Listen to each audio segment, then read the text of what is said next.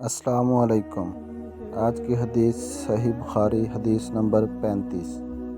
رسول اللہ صلی اللہ علیہ وآلہ وسلم نے فرمایا، جو شخص شب قدر ایمان کے ساتھ محض ثواب آخرت کے لیے ذکر و عبادت میں گزارے، اس کے گزشتہ گناہ بخش دیے جاتے ہیں۔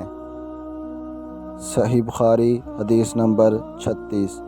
آپ صلی اللہ علیہ وآلہ وسلم نے فرمایا کہ جو شخص اللہ کی راہ میں جہاد کے لیے نکلا، اللہ اس کا ضامن ہو گیا۔ اللہ تعالیٰ فرماتا ہے، اس کو میری ذات پر یقین اور میرے پیغمبروں کی تصدیق نے اس سرفروشی کے لیے گھر سے نکالا ہے۔ میں اس بات کا ضامن ہوں کہ یہ یا تو اس کو واپس کر دوں ثواب اور مال غنیمت کے ساتھ، یا شہید ہونے کے بعد جنت میں داخل کر دوں۔